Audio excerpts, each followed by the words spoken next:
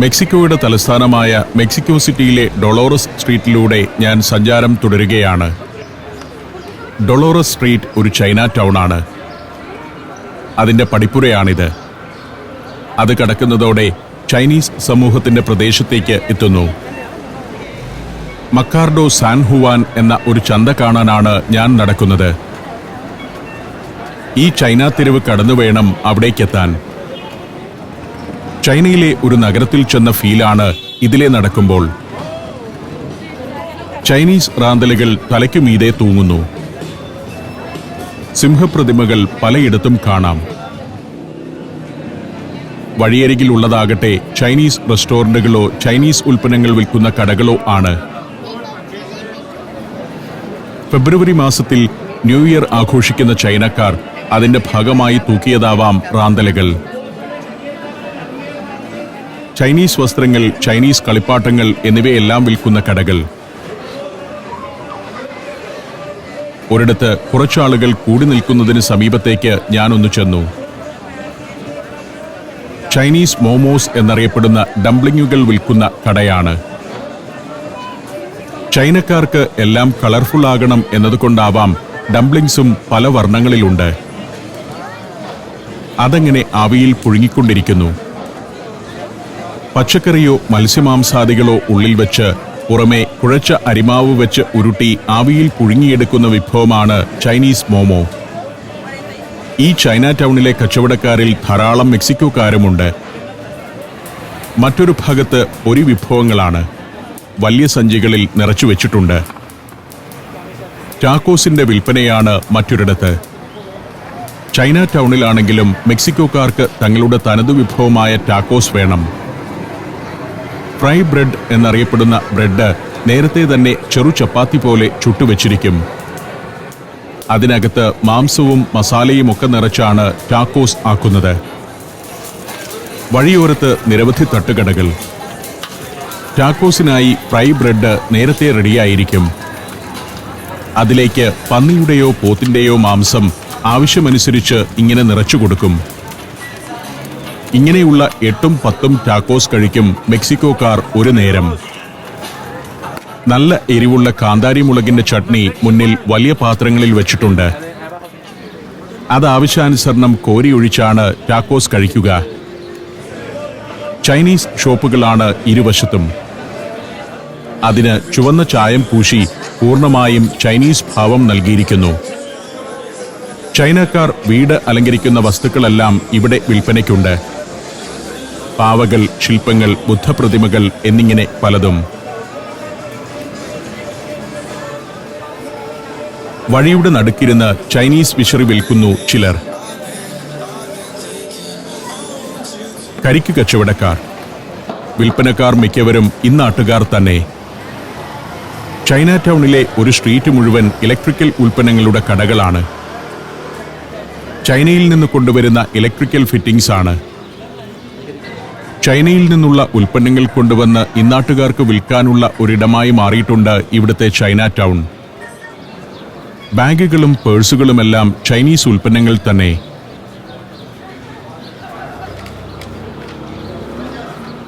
ആ തെരുവ് കടക്കുന്നതോടെ San Juan മാർക്കറ്റിന്റെ ഓപ്പൺ മാർക്കറ്റ് ഏരിയയിലേക്ക് എത്തുന്നു. മർക്കാഡോ സാൻ ഹുവാൻ എന്ന് ഇവിടെ അറിയപ്പെടുന്ന മാർക്കറ്റിന്റെ ഭാഗം തന്നെയായ ക്രാഫ്റ്റ് മാർക്കറ്റാണിത്. വലിയൊരു ഉദ്യാനത്തിന്റെ വശങ്ങളിലാണ് നിരനിരയായുള്ള ഈ താൽക്കാലിക സ്റ്റാളുകൾ. കരകൗശല വസ്തുക്കളെല്ലാം വളരെ പെർഫെക്ഷനോട് കൂടിയതാണ്. ലെതർ കൊണ്ടുള്ള ചെറിയ ബാഗുകൾ. രാജസ്ഥാനിൽ ഒട്ടകത്തോല് കൊണ്ടുണ്ടാക്കുന്ന ബാഗുകളെ അനുസ്മരിപ്പിക്കുന്നതാണത്. ഇവിടുത്തെ തനതു ഗോത്രങ്ങളുടെ പാരമ്പര്യ വസ്ത്രങ്ങളും ആഭരണങ്ങളുമുണ്ട് വിൽപ്പനയ്ക്ക്. ഉദ്യാനമധ്യത്തിൽ പ്ലാസ ദേ സാൻ ഹുവാൻ എന്ന ഭാഗമാണിത്. കുറേ ശില്പങ്ങൾ അതിരിട്ടു നിൽക്കുന്ന ചെറിയൊരു പ്ലാസ. അതിന്റെ മധ്യത്തിൽ ഒരു ഫൗണ്ടനുമുണ്ട്. അത് കടന്ന് കുറച്ചുകൂടി ചെല്ലുമ്പോൾ വലിയൊരു കെട്ടിടത്തിന്റെ സമീപത്തേക്കെത്തുന്നു. ഇതാണ് ശരിക്കുമുള്ള മക്കാർഡോ സാൻ ഹുവാൻ അഥവാ സാൻ ഹുവാൻ മാർക്കറ്റ്. ഇൻഡോർ മാർക്കറ്റാണിത്. ഒരു ഫുഡ് മാർക്കറ്റ് എന്ന് വിശേഷിപ്പിക്കാം. അപ്പോൾ തന്നെ കഴിക്കാവുന്ന ഭക്ഷ്യവിഭവങ്ങളും പാകം ചെയ്ത് കഴിക്കേണ്ട മാംസവും പച്ചക്കറികളുമൊക്കെയാണ് ഇവിടെ പ്രധാനമായും വിൽക്കുന്നത്. കയറി ചെല്ലുമ്പോൾ തന്നെ കാണുന്ന കൗതുകകരമായ ഒരു കച്ചവടം മദ്യത്തിൻ്റെതാണ്. പുൾക്ക് എന്ന ട്രഡീഷണൽ മദ്യമാണ് ഇവിടെ വിൽക്കുന്നത്. അതിനോടൊപ്പം കഴിക്കാൻ വെച്ചിരിക്കുന്നതാണ് ഇത്: വറുത്ത പാറ്റയും തേളും. പല സാധനങ്ങളുണ്ട്. മഡഗാസ്കർ കൊക്രോച്ച്, പല പ്രായത്തിലും പല നിറത്തിലുമുള്ള തേളുകൾ, ചെറുവണ്ടുകൾ. നമുക്ക് അറപ്പു തോന്നുന്ന സാധനങ്ങളാണ്. ഇതെല്ലാം തേളാണ്. അത് വറുത്തു വച്ചിരിക്കുന്നു. നമ്മൾ ചെമ്മീനോ കൊഞ്ചോ കഴിക്കുന്നത് പോലെയാണ് ഇവരിത് കഴിക്കുന്നത്. ഒരു ഗ്ലാസ് പുൾക്ക് കഴിക്കുന്നു. ഇത് കുറച്ച് വാരി വായിലിടുന്നു, ചവച്ചിറക്കുന്നു. തവളക്കാല് വറുത്തതാണ് ഇത്. വണ്ടും തേളും പുൽച്ചാടിയും പഴുതാരയുമെല്ലാമുണ്ട്. സുന്ദരമായി അങ്ങനെ ഫ്രൈ ചെയ്തു വച്ചിരിക്കുന്നു. അതിൻ്റെ എല്ലാം സ്പാനിഷ് പേരുകൾ എഴുതി വച്ചിട്ടുമുണ്ട്. വിചിത്രമായ ഭക്ഷ്യവിഭവങ്ങളുടെ ഒരു ഭാഗം. അടുത്തതായി ഹാമിൻ്റെയും ചീസിൻ്റെയും ഒക്കെ ഷോപ്പുകളാണ്. മെക്സിക്കൻ ചീസ്, മാംസം പ്രോസസ് ചെയ്തെടുത്ത വിവിധതരം ഹാം. അവിടെ നിന്ന് പിന്നെയും നടക്കുമ്പോൾ പച്ചക്കറികളുടെ ഒരു ഭാഗത്തേക്കെത്തുന്നു. കൈതച്ചക്ക, പപ്പായ എന്നിങ്ങനെ എല്ലാത്തരം പഴങ്ങളുമുണ്ട്. വലിയ പുതുമയൊന്നുമില്ല. നമ്മുടെ നാട്ടിൽ കിട്ടുന്നവ എല്ലാമുണ്ട്. പക്ഷേ അതിനെയൊക്കെ തിളങ്ങും മട്ടിൽ ആകർഷകമായി ഒരുക്കി വെച്ചിട്ടുണ്ട്. തക്കാളി, ക്യാബേജ്, വഴുതന, ക്യാപ്സിക്കം, കോളിഫ്ലവർ, പാവയ്ക്ക, പയർ. ഇലക്കറികൾ ധാരാളം.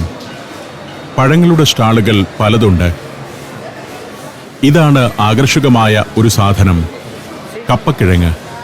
അത് ലാറ്റിൻ അമേരിക്കയിൽ നിന്നാണ് കേരളത്തിലെത്തിയതെന്ന് അധികമാരും ഓർക്കാറില്ല. കാച്ചിൽ, ചേന, ചേമ്പ്, മധുരക്കിഴങ്ങ്, ഇഞ്ചി എന്നിങ്ങനെ നമ്മുടെ നാട്ടിൽ വിളയുന്നതും നമ്മൾ ഉപയോഗിക്കുന്നതുമായ എല്ലാ സാധനങ്ങളും ഇവിടെയുണ്ട്. എല്ലാത്തരം ട്രോപ്പിക്കൽ പഴങ്ങളും പച്ചക്കറികളും ഇവിടെ ലഭിക്കും. കേരളത്തിലെ ഒരു മാർക്കറ്റിനെ അനുസ്മരിപ്പിക്കുന്നുണ്ട് ഇവിടം. ഇലക്കറികൾ ധാരാളമായി ഉപയോഗിക്കാറുണ്ട് ഇന്നാട്ടുകാർ. അതുകൊണ്ട് തന്നെ മാർക്കറ്റിൽ അതിനെല്ലാം നല്ല ഡിമാൻഡാണ്. ഇത് പഴങ്ങളുടെ സെക്ഷനാണ്.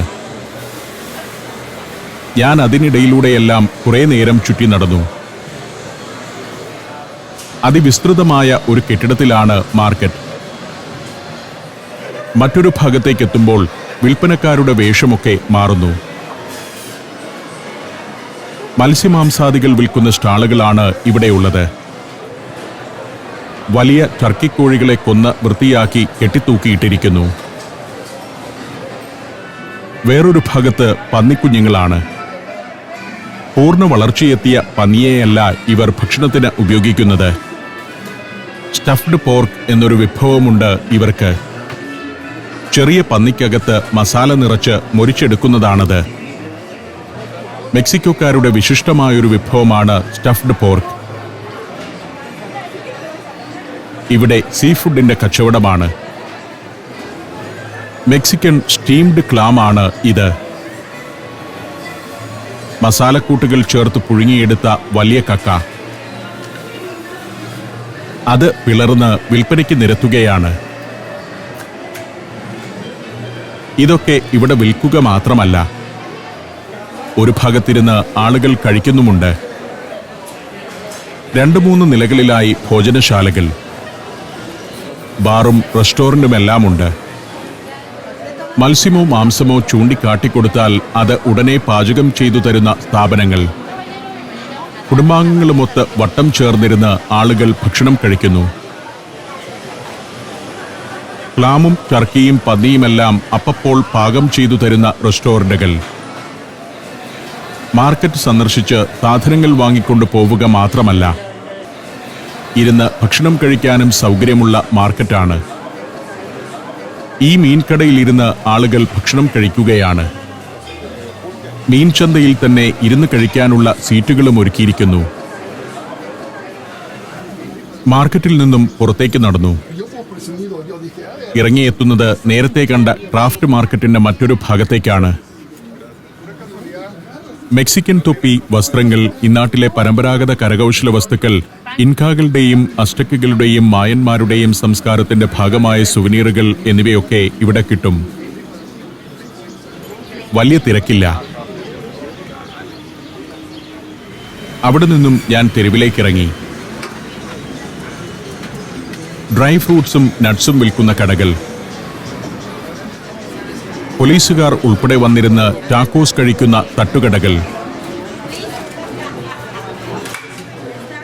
ടാക്കോസിന്റെ ഫ്രൈ ബ്രെഡിനകത്തു വെക്കാൻ മാംസം വേവിച്ചുകൊണ്ടിരിക്കുന്നു. അത് ആവശ്യാനുസരണം ബ്രെഡിനകത്ത് നിറച്ചുകൊടുക്കും. പല മസാലകൾ ചേർത്ത പലതരം മാംസങ്ങൾ പാത്രങ്ങളിൽ. ഇന്ത്യയിലെ 13 സംസ്ഥാനങ്ങളിലൂടെയുള്ള സഞ്ചാരം ഇപ്പോൾ പെൻഡ്രൈവിൽ ലഭിക്കുന്നു. ചരിത്രവും ഐതിഹ്യങ്ങളും യഥാർത്ഥ ജീവിതവും ഒത്തുചേരുന്ന ഇന്ത്യൻ കാഴ്ചകളുടെ ഈ അസുലഭ ശേഖരം സ്വന്തമാക്കാൻ 9995444222 എന്ന നമ്പറിലേക്ക് ഇന്ത്യ എന്ന് SMS ചെയ്യൂ. ഞാൻ നടന്ന് എഹേ സെൻട്രൽ അവന്യൂ എന്ന ഭാഗത്തേക്കെത്തി. മൊബൈൽ ഫോണും ഇലക്ട്രോണിക് ഉൽപ്പന്നങ്ങളും ലഭിക്കുന്ന പ്രധാന സ്ട്രീറ്റാണിത്. അവിടെ പ്രധാനമായും വിൽക്കുന്നത് മൊബൈൽ ഫോണും ആക്സസറീസും കമ്പ്യൂട്ടറുമെല്ലാമാണ്. അവിടെ പിന്നിട്ട് ഞാൻ ഫ്രാൻസിസ്കോ മദേരോ അവന്യൂവിന്റെ തുടക്ക ഭാഗത്തേക്കെത്തി. ഇവിടെ ജനപ്രളയമാണ്. ഇതേ അവന്യൂവിലൂടെയാണ് നേരത്തെ ഞാൻ നടന്ന് മാർക്കറ്റിലേക്കും മറ്റും വന്നത്. നടക്കാൻ മാത്രമുള്ള പാതയാണ് ഫ്രാൻസിസ്കോ മദേരോ അവന്യൂ. പാത നിറഞ്ഞു നീങ്ങുകയാണ് ജനസഞ്ചയം. ഫ്രാൻസിസ്കോ മദേരോ അവന്യൂവിന്റെ ഓരങ്ങളിലെ കടകളിലേക്ക് ആളുകളെ ആകർഷിക്കാൻ വിചിത്ര രൂപം ധരിച്ച ചില ആളുകൾ നിൽപ്പുണ്ട്. രാവിലെ മുതൽ ആവിയിൽ പുഴുങ്ങുകയാവും അതിനകത്തുള്ളയാൾ. ഇതാണ് മദേരോ അവന്യൂവിലെ കാഴ്ച. നേരം വൈകുന്നേരം 3:30 കഴിഞ്ഞിരിക്കുന്നു. ഇപ്പോഴും ഇതാണ് സ്ഥിതി. ഇന്ന് രാവിലെ മുതൽ ഇങ്ങനെ ജനം ഒഴുകുന്ന തെരുവാണ് ഞാൻ കണ്ടത്. സൊക്കാളോ എന്നും പ്ലാസ ദെ കോൺസ്റ്റിറ്റ്യൂഷൻ എന്നും അറിയപ്പെടുന്ന പ്രധാന ചത്വരം ഈ അവന്യൂവിന്റെ അങ്ങേയറ്റത്താണ്. 3/4 കിലോമീറ്ററോളം നടക്കണം. അവിടം ലക്ഷ്യമാക്കി നടന്നു. അവന്യൂ സ്ക്വയറിലേക്ക് ചെന്നു ചേരുന്ന ഭാഗത്തു തന്നെയാണ് ഞാൻ മുറിയെടുത്തിരിക്കുന്ന ഹോട്ടൽ. ഇന്ന് പകൽ മുഴുവൻ നടന്ന് ഞാൻ മടുത്തിരിക്കുന്നു. ഇന്നലെയും മിനിഞ്ഞാന്നും ഉറക്കമില്ലാത്ത വിമാനയാത്രയായിരുന്നു. ഇന്ന് രാവിലെ ഈ നഗരത്തിൽ വന്നിറങ്ങിയ ഉടനെ ഒന്ന് കുളിച്ച് നടക്കാൻ തുടങ്ങിയതാണ്. ആകെ ക്ഷീണിച്ചിരിക്കുന്നു. അല്പസമയം വിശ്രമിച്ചാൽ കൊള്ളാമെന്ന് എനിക്കുണ്ട്. ഇക്കാണുന്നത് സാൻ ഫിലിപ്പെ കാത്തലിക് ചർച്ചാണ്. അതും പിന്നിട്ട് ഞാൻ നടന്നു. ഇനി ഹോട്ടലിൽ പോയി അല്പനേരം വിശ്രമിക്കണം. വീണ്ടും പുറത്തേക്കിറങ്ങുമ്പോഴേക്കും നേരം ഇരുട്ടി. ഹോട്ടൽ ലൈറ്റപ്പ് ചെയ്ത് നിർത്തിയിരിക്കുന്നു. ഈ സമയത്തും മദേരോ സ്ട്രീറ്റിലെ ജനപ്രവാഹം നിലച്ചിട്ടില്ല. കെട്ടിടങ്ങളെല്ലാം പ്രകാശത്തിൽ മുങ്ങി നിൽക്കുന്നു. രാത്രിയിലാണ് ഈ തെരുവിന് കൂടുതൽ സൗന്ദര്യം. ഇതാണ് എന്റെ ഹോട്ടലിലേക്കുള്ള എൻട്രൻസ്. അവിടം പിന്നിട്ട് സൊക്കാളോ സ്ക്വയറിലേക്ക് നടന്നു. ഇക്കാണുന്നതൊക്കെയാണ് എനിക്ക് ഭക്ഷണവും അവശ്യ സാധനങ്ങളും വാങ്ങാനുള്ള ഷോപ്പുകൾ. സ്ക്വയറിലേക്കെത്തി. സൊക്കാളോ എന്ന മെക്സിക്കോ സിറ്റിയിലെ ഏറ്റവും പ്രധാനപ്പെട്ട ചത്വരം, നഗരത്തിന്റെ ഹൃദയഭാഗം. അവിടെയാകെ ജനം നിറഞ്ഞിരിക്കുന്നു. ആൾത്തിരക്ക് ഏറ്റവും കുറവുള്ള ഒരു ഭാഗത്താണ് ഞാൻ നിൽക്കുന്നത്. നാളെയാണ് 2020 വനിതാ ദിനം. അതോടനുബന്ധിച്ചുള്ള വലിയ സംഗീത പരിപാടികൾ നടക്കുകയാണ് ഇന്നിവിടെ. വനിതാ ദിനത്തിന്റെ ആഘോഷത്തിൽ പങ്കുചേരാൻ വന്നവരാണ് ഇതെല്ലാം. സ്ക്വയറിന്റെ ഒരതിരിൽ നഗരത്തിലെ ഏറ്റവും പ്രധാനപ്പെട്ട പള്ളി, മെട്രോപൊളിറ്റൻ ചർച്ച് എന്ന പടുകൂറ്റൻ ദേവാലയം. അതിന്റെ മുറ്റത്താണ് സംഗീത പരിപാടി നടക്കുന്ന സ്റ്റേജ്. പള്ളി അതിന്റെ ചരിത്ര ഗരിമയ്ക്ക് ചേരും വിധം ലൈറ്റപ്പ് ചെയ്തിട്ടിട്ടുണ്ട്. സ്പാനിഷ് വാസ്തുവിദ്യയുടെ മനോഹാരിത വിളിച്ചോതുന്ന മുഖമണ്ഡപത്തോടുകൂടിയ ഗംഭീരമായ ദേവാലയം. സ്റ്റേജിൽ വനിതാ വിമോചന നേതാക്കൾ വലിയ പ്രസംഗം നടത്തുന്നുണ്ട്. സംഗീതത്തിന്റെ അകമ്പടിയോടെയുള്ള പ്രസംഗം. ഇടയ്ക്കിടെ പാട്ടുവേണം, എങ്കിലേ ആളുകൾ കേട്ടിരിക്കൂ. വിപുലമായ ലൈറ്റിംഗ് സംവിധാനങ്ങളാണ് സ്റ്റേജിൽ ഒരുക്കിയിരിക്കുന്നത്. മൈക്കിൾ ജാക്സന്റെയും മറ്റും പരിപാടികൾ നടന്നിരുന്ന സ്റ്റേജ് പോലെയുണ്ട്. പല നേതാക്കൾ പ്രസംഗിക്കുന്നു, പല ഗായകർ പാട്ടുപാടുന്നു. ടിയംപോ ദെ മുജറസ് 2020 എന്നാണ് ഈ പരിപാടിയുടെ പേര്. വിമൻസ് ടൈം ഫെസ്റ്റിവൽ എന്ന ഇംഗ്ലീഷ്. മെക്സിക്കോയിൽ നടക്കുന്ന ഏറ്റവും വിപുലമായ അന്താരാഷ്ട്ര വനിതാ ദിന ആഘോഷമാണിത്. കലാരംഗത്ത് പ്രവർത്തിക്കുന്നവരും അക്കാഡമീഷ്യരും ശാസ്ത്രജ്ഞരും കായിക താരങ്ങളും ഉൾപ്പെടെ മെക്സിക്കോയിലെ ഏറ്റവും പ്രശസ്തരായ 400 വനിതകൾ ഇവിടെ ഇന്നും നാളെയുമായി നടക്കുന്ന പരിപാടികളിൽ വേദിയിലെത്തുന്നുണ്ട്. ഇവിടുത്തെ വനിതാ പ്രസ്ഥാനങ്ങളെല്ലാം വളരെ ശക്തമാണ്. ആ ശക്തി ഈ നഗരം നാളെ കാണാനിരിക്കുന്നതേയുള്ളൂ. ഞാനും അതിന് സാക്ഷിയാവും. ഈ രാത്രിയിൽ വേദിയിൽ ഗിറ്റാർ മീട്ടിപ്പാടുന്ന ഈ സ്ത്രീകൾ നാളെ നഗരം നിശ്ചലമാക്കാൻ പോവുകയാണ്. അതിന്റെ മുന്നൊരുക്കത്തിലാണ് ഇവരെന്ന് ഞാൻ അറിഞ്ഞില്ല. ഒരു പരിപാടി അവസാനിച്ചു. വലിയ വിപ്ലവകാരികൾ മുദ്രാവാക്യം മുഴക്കിക്കൊണ്ട് സ്റ്റേജിൽ നിന്ന് ഇറങ്ങിപ്പോയി. പലരും പരസ്പരം ആലിംഗനം ചെയ്യുന്നു. ഇന്നത്തെ പരിപാടി അവസാനിക്കുകയാണോ എന്ന് എനിക്ക് സംശയമായി. പുറകിൽ സംഗീതോപകരണങ്ങളൊക്കെ ഇരിക്കുന്നുണ്ട്. ഇന്ന് രാവിലെ തുടങ്ങിയ പരിപാടികളാണ്. ഇപ്പോഴും ആൾക്കാർ പിരിയുന്നില്ല. എല്ലാവരും അടുത്ത പരിപാടി കാണാൻ എന്ന പോലെ വേദിയിലേക്ക് നോക്കി നിൽക്കുകയാണ്. ചുറ്റുമുള്ള കെട്ടിടങ്ങളെല്ലാം ലൈറ്റപ്പ് ചെയ്ത് നിർത്തിയിരിക്കുന്നു. ചത്തുരത്തിലുള്ളവർ ആരും പിരിഞ്ഞു പോകുന്നില്ല. പെട്ടെന്ന് സ്റ്റേജിൽ സംവിധാനങ്ങൾ മാറി. മോൺ ലെഫർട്ടെ എന്ന ഗായികയാണ് ഇപ്പോൾ സ്റ്റേജിൽ. ഇനിയാണ് ശരിക്കുള്ള സംഗീത പരിപാടി തുടങ്ങുന്നത്.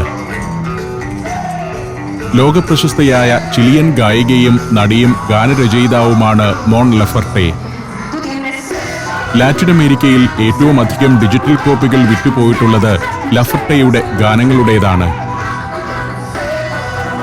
2017 ലാറ്റിൻ ഗ്രാമി അവാർഡുകളിൽ 5 നോമിനേഷനുകൾ ഒരുമിച്ച് നേടി ലെഫർട്ടെ ചരിത്രം സൃഷ്ടിച്ചിരുന്നു. അവരുടെ പെർഫോമൻസാണ് ഇന്ന് ഈ വേദിയിലെ ആകർഷണം.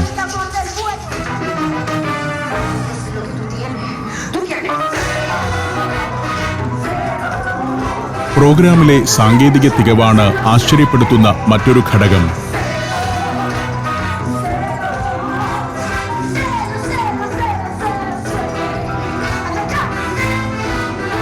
കമ്പ്യൂട്ടർ നിയന്ത്രിതമാണ് ലൈറ്റും സൗണ്ടും. വലിയൊരു കൺസോളിലിരുന്നാണ് ലൈറ്റും സൗണ്ടും നിയന്ത്രിക്കുന്നത്.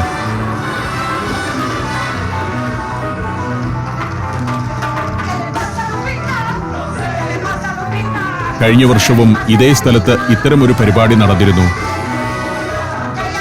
പക്ഷേ ഇത്തവണ ഇത് കൂടുതൽ വിപുലമാണ്.